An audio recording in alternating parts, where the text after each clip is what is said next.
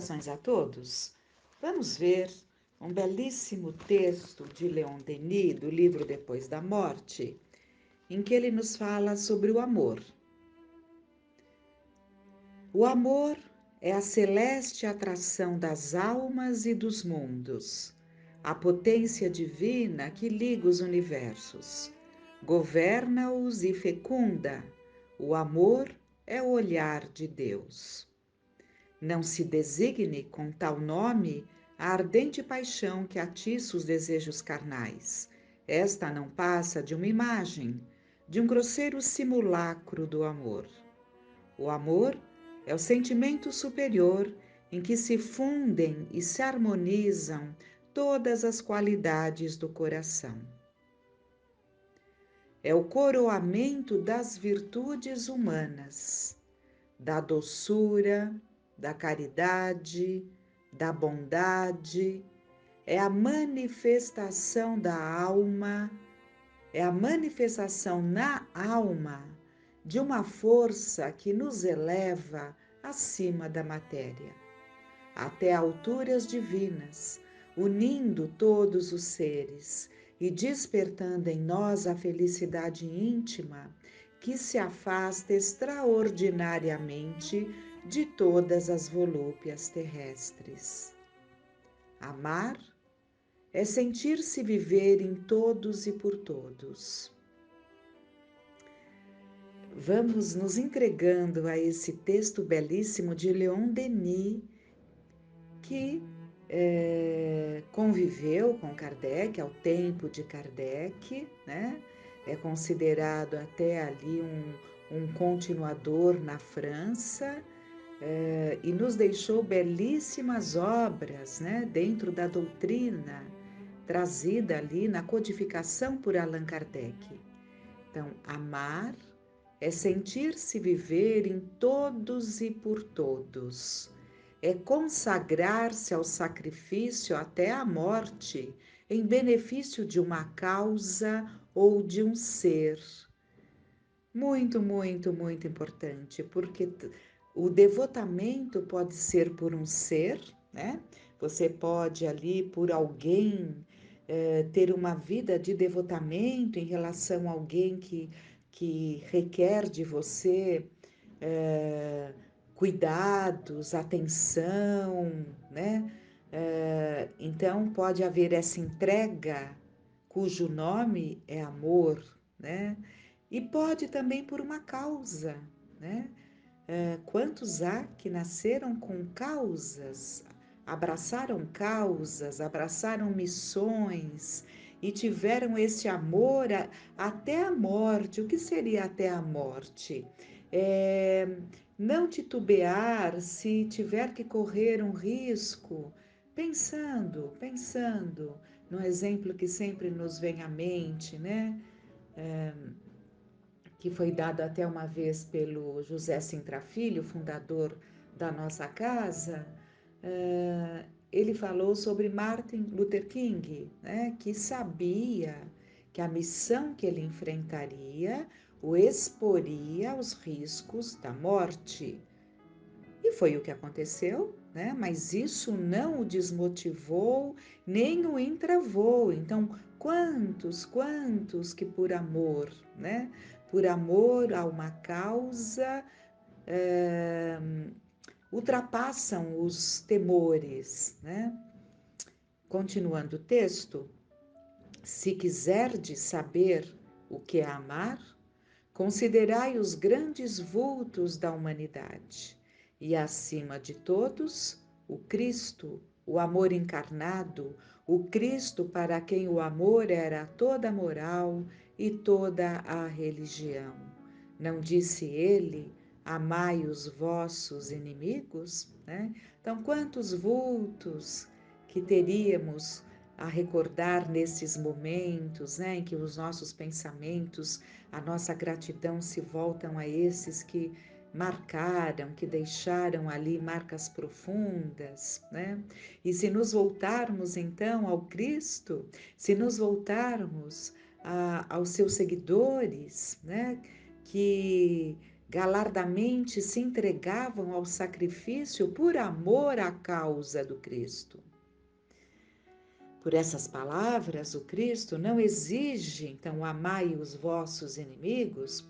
Por essas palavras, o Cristo não exige da nossa parte uma afeição que nos seja impossível, mas sim a ausência de todo ódio. Vamos prestar muita atenção, porque talvez não entendamos exatamente o que é amai os vossos inimigos.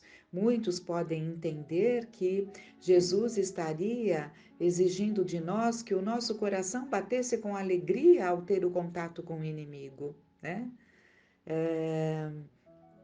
E realmente isso seria impossível, né? Então, o que significam essas palavras?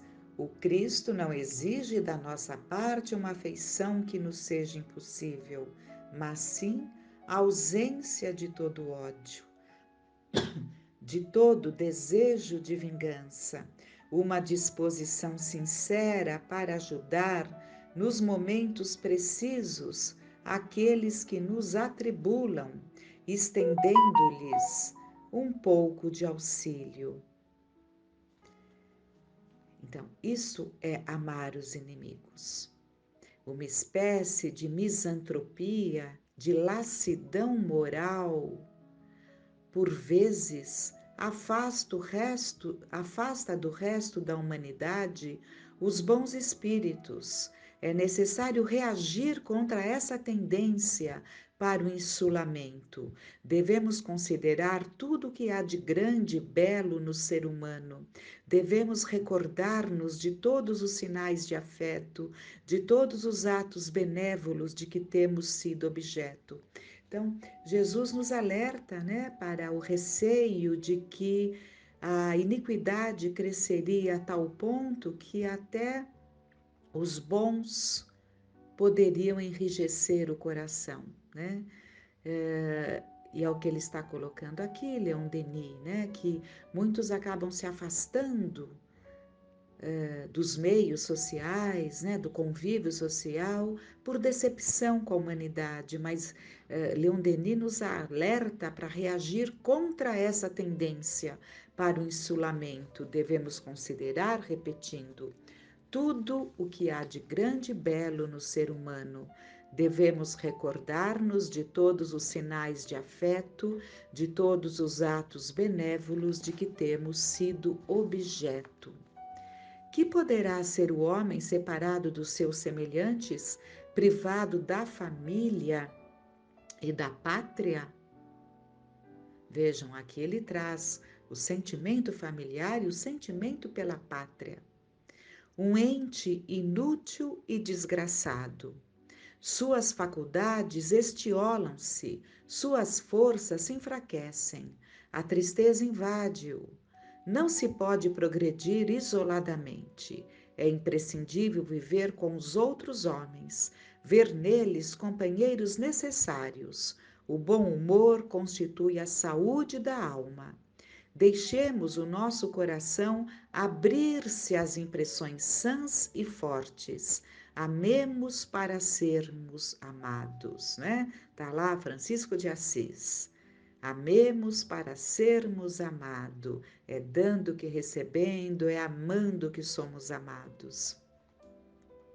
Se nossa simpatia deve abranger a todos os que nos rodeiam, seres e coisas.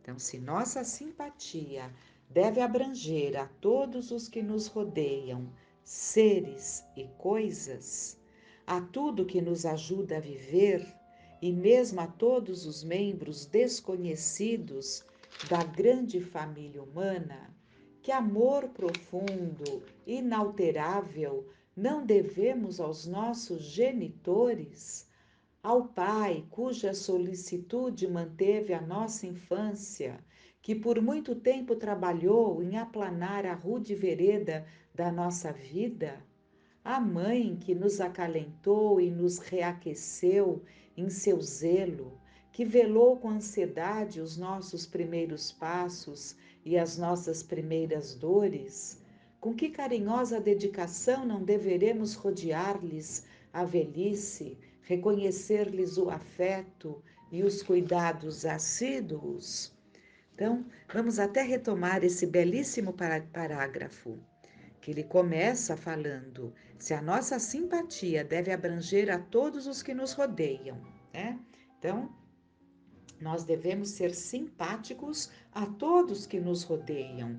Claro que por alguns, aqueles mais próximos, enfim, aqueles com os quais fortalecemos laços, nós temos um sentimento mais forte, mas devemos ser ali solícitos, simpáticos, sentirmos simpatia por todos que nos rodeiam, seres e coisas. Seres, né? Os seres humanos, os animais, as plantas, né? A vegetação e coisas. Alguém pode até estranhar simpatia pelas coisas. Ora, não devemos cuidar, zelar por aquilo que temos, por aquilo que nos ajuda a viver melhor? Não é? O contrário disso não seria descaso, desleixo? Aquele que não cuida, aquele que não se importa com aquilo que vai adquirindo na sua vida, mesmo tendo muitas facilidades, né? Aquele que despreza aquilo que tem, não dando o valor para as coisas que o ajudam a viver melhor, o valor devido, entendamos bem o que ele quis dizer aqui, né? O valor devido. É natural que cuidemos daquelas coisas todas, né? Que nos ajudam a viver melhor. É natural que tenhamos ali um capricho com as nossas coisas, não é isso que ensinamos as crianças desde novinhas a cuidarem dos cadernos, a cuidarem dos livros, dos lápis, do material? Por quê? Isso é desnecessário? Não, esse zelo faz parte, né, da gratidão que devemos ter pelas coisas que podemos ter, pelas coisas que alguém ou nós mesmos, né? Mas sempre lá atrás alguém, porque se hoje podemos ter algumas coisas que saem do nosso próprio trabalho, é porque alguém já zelou por nós para que chegássemos a essa fase de ter as próprias conquistas. Então, é realmente isso que ele quer dizer, né? E por todos os membros desconhecidos da grande família humana. Então, se devemos, agora o ponto, se devemos todos esses cuidados a todas as coisas, a todos os seres e coisas, quanto, e toda a família universal, né? Quantos cuidados, quantos zelos, quanto devotamento não devemos aos nossos pais, ao pai e à mãe, como ele cita aqui.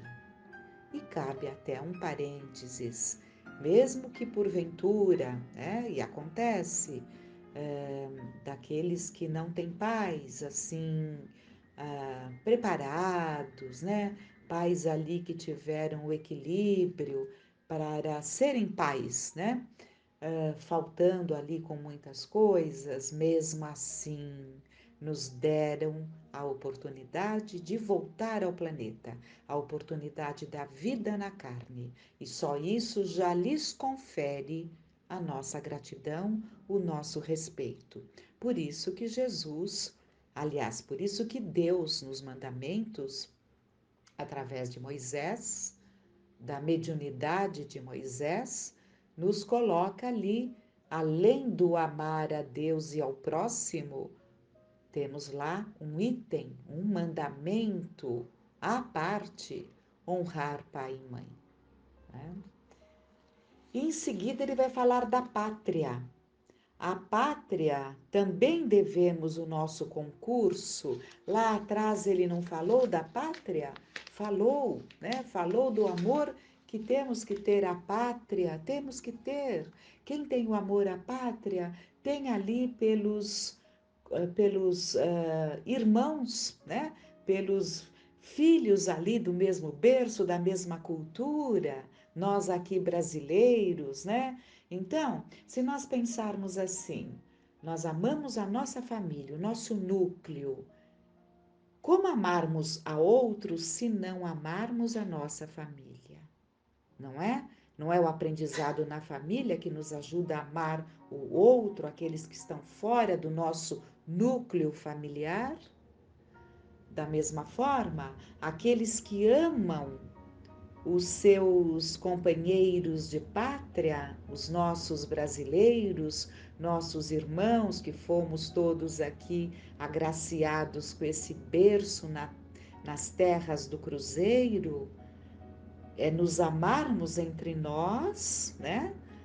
O nosso Brasil, o que é o Brasil, senão a todos nós que compomos o nosso Brasil, para que se estenda esse sentimento de fraternidade às outras nações.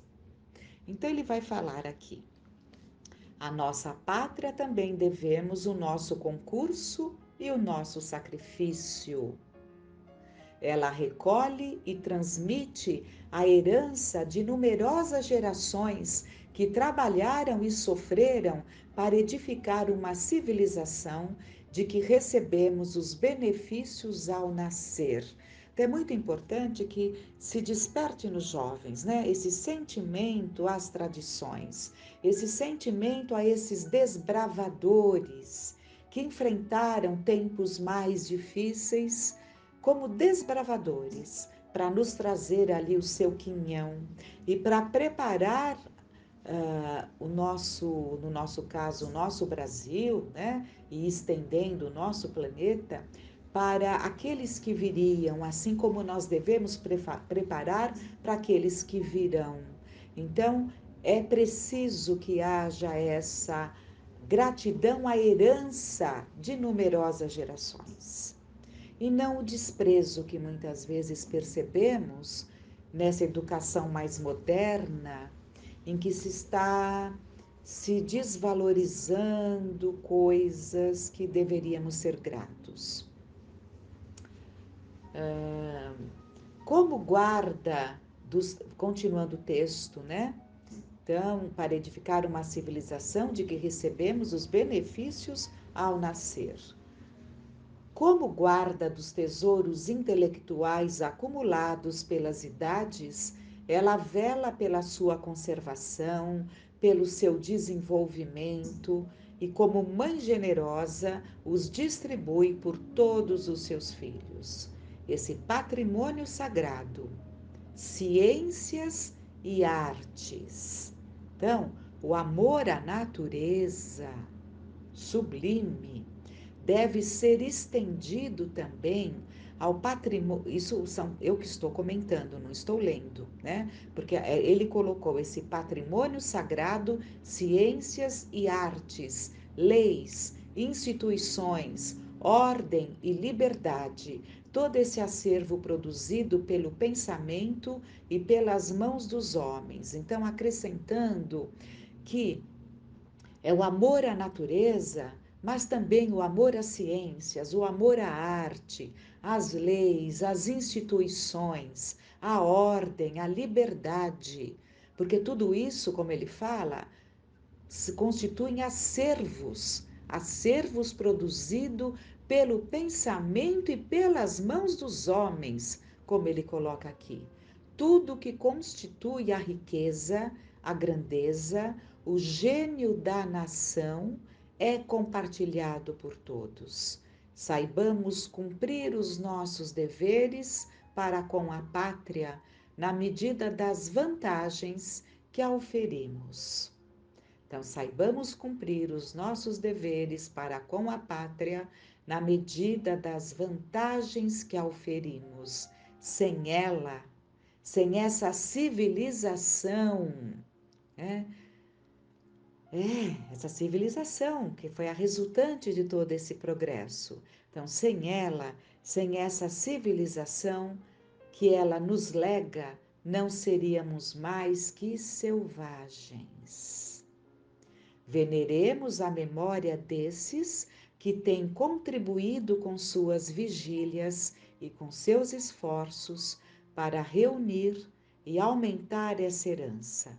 Veneremos a memória dos heróis que têm defendido a pátria nas ocasiões críticas, de todos esses que têm, até a hora da morte, proclamado a verdade, servido a justiça e que nos transmitiram, tingidas pelo seu sangue, as liberdades, os progressos que agora gozamos.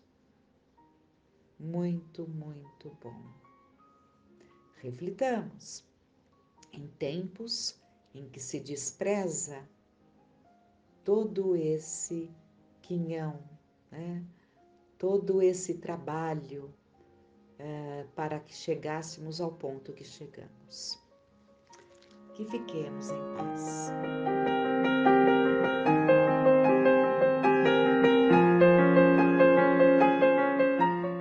Olá pessoal, tudo bem? Vamos continuar o estudo do livro Os Prazeres da Alma. O tema dessa semana é individualidade, 2 partes. A individualidade está associada a uma ampliação de consciência e a um amadurecimento pessoal. Como posso ser eu mesmo? Perguntam-se muitas pessoas, se elas próprias não sabem quem são. Assim é que nos sentimos, perdidos e confusos, quando nos encorajam a ser nós mesmos. Como podemos admitir nossa individualidade ou ser quem somos, se durante anos vivemos emaranhados e confundidos nas necessidades e nos conceitos de outros? Todos temos nossa maneira peculiar de nos desenvolver física, emocional e espiritualmente. A cada dia estamos descobrindo mais e mais sobre nós, aceitando-nos como almas imortais temporariamente sujeitas à condição humana, com todas as suas fragilidades, sensações e sentimentos. Não adianta lutarmos contra a maré. É preciso respeitarmos os ciclos dentro e em torno de nós. Não vamos conseguir vencê-la. A maré, tanto quanto nós, é comandada pelas forças da natureza. Quando aprendemos a respeitar as nossas etapas de crescimento, aceitando-as como parte da ordem natural, progredimos de forma segura e constante. Desde que os homens começaram a navegar pelos oceanos, as ondas sempre os cativaram e espantaram. É provável que o fascínio do homem diante da movimentação do mar esteja vinculado a uma inconsciente constatação de que foi dele que fisicamente viemos. As marés são causadas pela força gravitacional conjunta da Lua e do Sol que movimenta as águas do mar.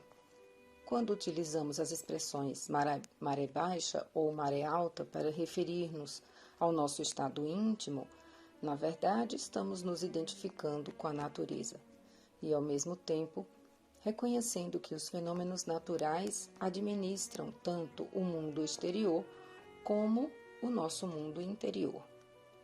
Devemos harmonizarmos com a natureza, isto é, com todas as criações e criaturas do nosso mundo. Ser quem somos significa aceitarmos nossa história de vida exatamente como ela é. Quer dizer, aceitarmos nossas condições físicas, mentais e transcendentais, como são no momento presente.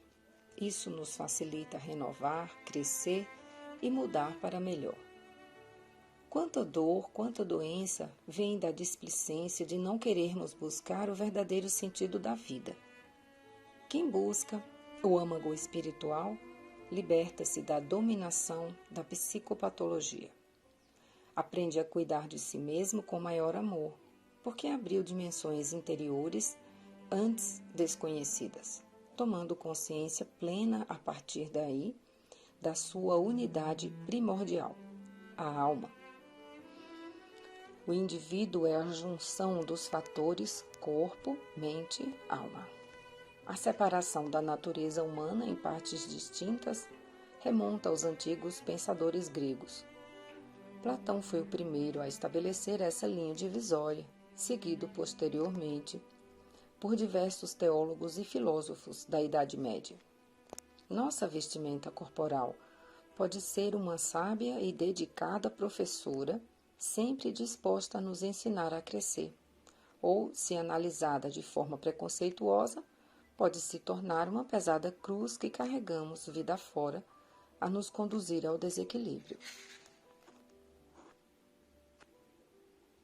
Uma pessoa não é composta apenas de suas experiências espirituais, mas igualmente de suas experiências materiais. Cada uma de suas vivências é assinalada primeiramente em seu íntimo e depois no veículo físico. Assim como podemos determinar quantos anos tem um carvalho, analisando seus anéis de crescimento, círculos em torno de seu tronco, da mesma forma é possível ler a história de uma pessoa através de seu corpo físico-espiritual. Os conhecimentos adquiridos em cada existência não se perdem. Libertado da matéria, o espírito os conserva. Durante a encarnação, ele pode esquecê-los em parte momentaneamente, mas a intuição que deles guarda ajuda o seu adiantamento. Sem isso, deveria sempre recomeçar. O espírito parte em cada nova existência do ponto em que chegou na existência anterior.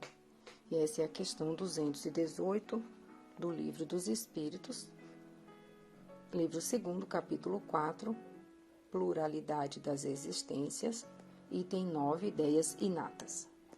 O espírito encarnado conserva algum traço das vitórias que obteve e dos conhecimentos que adquiriu nas existências anteriores? Resta-lhe uma vaga lembrança, que lhe dá o que chamamos ideias inatas. E a 218A, a teoria das ideias inatas não é quimérica? Não, pois os conhecimentos adquiridos em cada existência não se perdem. O espírito liberto da matéria sempre se recorda. Durante a encarnação pode esquecê-los em parte, momentaneamente, mas a intuição que lhe fica ajuda o seu adiantamento. Sem isso, ele sempre teria que recomeçar. A cada nova existência, o espírito toma como ponto de partida aquele em que se achava na precedente.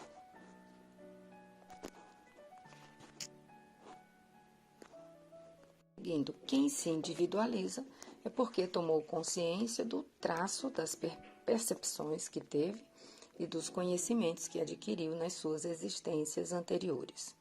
Somou-os aos da vida atual e, por isso, avalia e analisa suas ideias inatas. A individualização do ser se dá a partir de um processo por meio do qual a criatura se torna consciente de seus aspectos singulares, ou mesmo quando se conscientizou de que essas características a diferenciam das outras pessoas. No entanto, ela sabe que não é melhor nem pior que ninguém. Simplesmente se distingue das outras por suas particularidades. A individualidade está associada a uma ampliação de consciência e a um amadurecimento pessoal. O conceito espírita de ideias inatas, conjunto de ideias e ideais que trazemos de vidas passadas para a vida atual e que usamos de modo natural e espontâneo, vem cooperar com o processo de individualização, facilitando a nossa transformação interior e ou autoiluminação. Somos espíritos distintos não somente pelas vivências reencarnatórias desta e de outras vidas pretéritas, como também pela unicidade que o Criador imprimiu em cada um no momento da criação. Deus criou todos os espíritos simples e ignorantes, quer dizer, sem ciência, e especificamente deu a cada um determinada missão. E aqui é a questão 115 do Livro dos Espíritos, livro 2º, capítulo 1, dos Espíritos, item 7, progressão dos espíritos. Uns espíritos foram criados bons e outros maus? Deus criou todos os espíritos simples e ignorantes, ou seja, sem conhecimento. Deu a cada um deles uma missão com o fim de os esclarecer e progressivamente conduzir à perfeição, pelo conhecimento da verdade para os aproximar dele. A felicidade eterna e sem perturbações, eles a encontrarão nessa perfeição. Os espíritos adquirem o conhecimento passando pelas provas que Deus lhes impõe. Uns aceitam essas provas com submissão e chegam mais prontamente ao seu destino. Outros não conseguem sofrê-las sem lamentação e assim permanecem por sua culpa distanciados da perfeição e da felicidade prometida. 115A. Segundo isto, os espíritos na sua origem se assemelham a crianças, ignorantes e sem experiência, mas adquirindo pouco a pouco os conhecimentos que lhes faltam ao percorrer as diferentes fases da vida? Sim, a comparação é justa. A criança rebelde permanece ignorante e imperfeita. Seu menor ou maior aproveitamento depende da sua docilidade.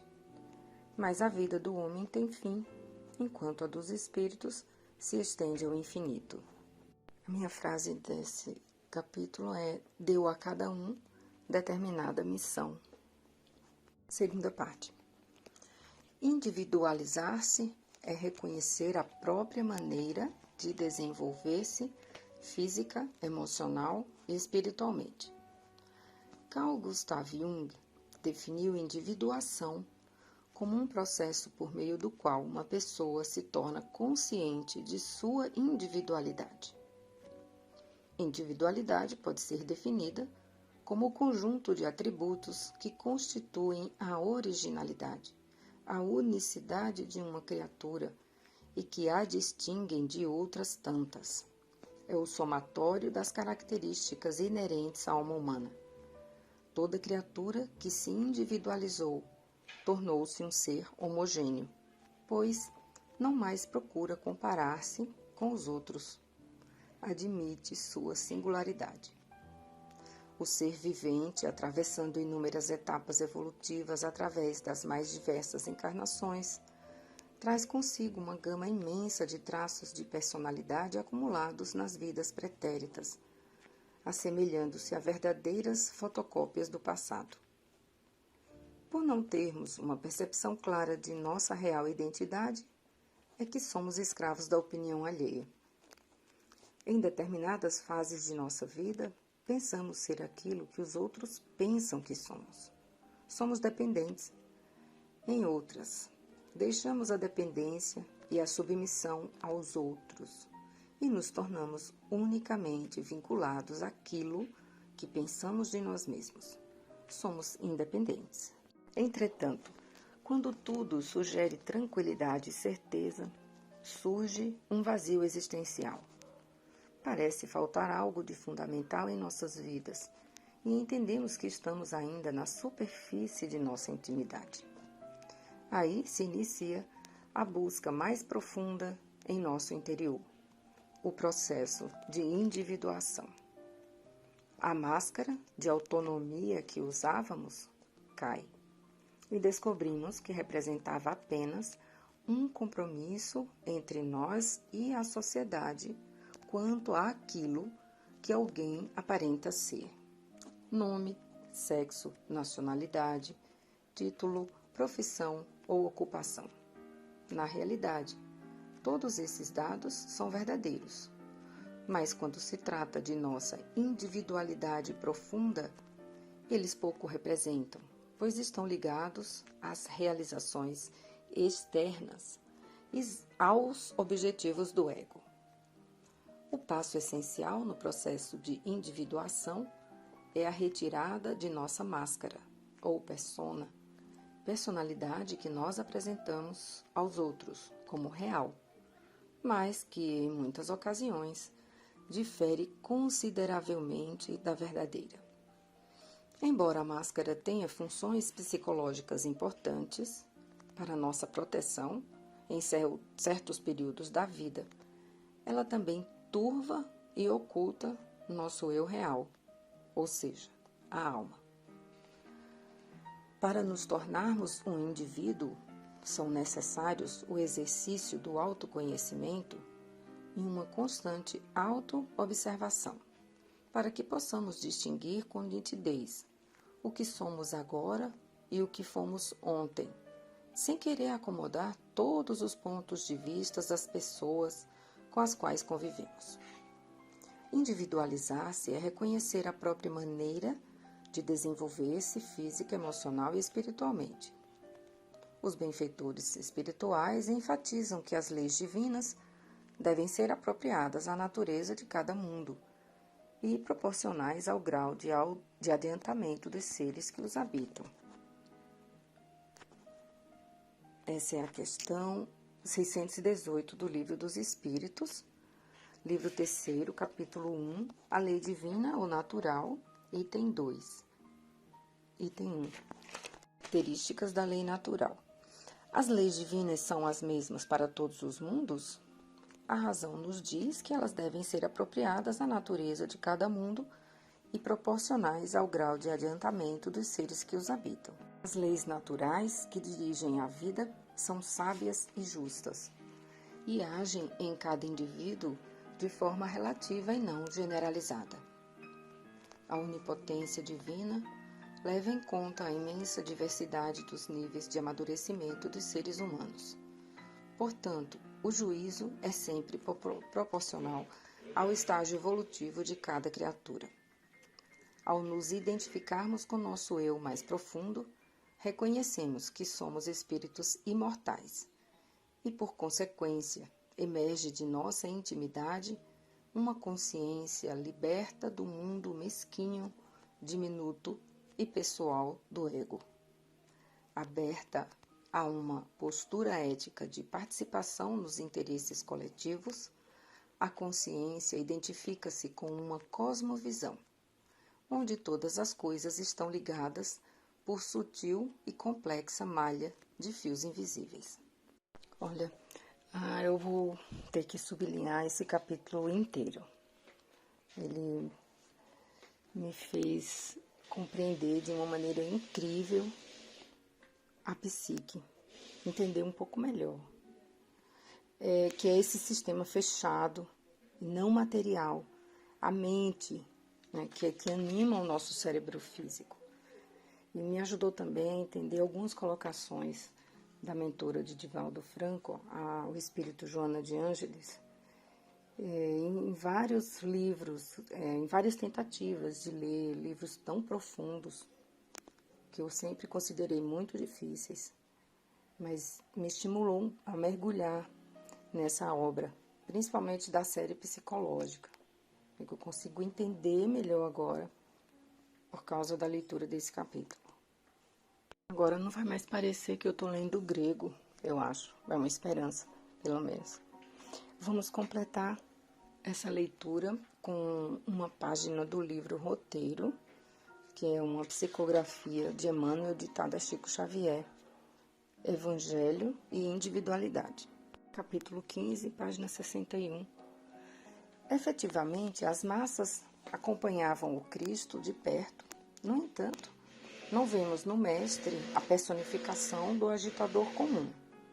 Em todos os climas políticos de escolas religiosas, aproximando-se da legalidade humana, de alguma sorte partilham da governança, estabelecendo regras espirituais com que adquirem poder sobre a multidão. Jesus, porém, não transforma o espírito coletivo em terreno explorável. Proclamando as bem-aventuranças, a turba no monte não a induz para a violência a fim de assaltar o celeiro dos outros. Multiplica ele mesmo o pão que a reconforte e alimente. Não convida o povo a reivindicações. Aconselha respeito aos patrimônios da direção política na sábia fórmula com que recomendava seja dado a César o que é de César. Muitos estudiosos do cristianismo pretendem identificar no Mestre Divino a personalidade do revolucionário, instigando seus contemporâneos à rebelião e à discórdia. Entretanto, em nenhuma passagem do seu ministério encontramos qualquer testemunho de indisciplina ou desespero diante da ordem constituída. Socorreu a turba sofredora e consolou-a. Não se mostrou interessado em libertar a comunidade das criaturas, cuja evolução, até hoje, ainda exige lutas acerbas e provações incessantes, mas ajudou o homem a libertar-se. Ao apóstolo, exclama: vem e segue-me. À pecadora, exorta: vai e não peques mais. Ao paralítico, fala bondoso: ergue-te e anda. A mulher Ciro-fenícia diz convincente: a tua fé te curou. Por toda parte, vemo-lo interessado em levantar o espírito, buscando erigir o templo da responsabilidade em cada consciência e o altar dos serviços aos semelhantes em cada coração. demonstrando as preocupações que o tomavam perante a renovação do mundo individual, não se contentou em sentar-se no trono diretivo em que os generais e os legisladores costumam ditar determinações. Desceu ele próprio ao seio do povo e entendeu-se pessoalmente com os velhos e os enfermos, com as mulheres e crianças. Entreteve-se em dilatadas conversações com as criaturas transviadas e reconhecidamente infelizes. Usa a bondade fraternal para com Madalena, a obsidiada, quanto emprega a gentileza no trato com Zaqueu o rico, reconhecendo que a tirania e a dor deveriam permanecer ainda por largo tempo na terra, na condição de males necessários à retificação das inteligências. O benfeitor celeste foi, acima de tudo, o orientador da transformação individual, o único movimento de libertação do espírito, com bases no esforço próprio e na renúncia do próprio eu. Para isso, lutou, amou, serviu e sofreu até a cruz, confirmando com o próprio sacrifício a sua doutrina de revolução interior, quando disse: "E aquele que deseje fazer-se o maior no reino dos céus, seja no mundo o servidor de todos." Uma boa semana.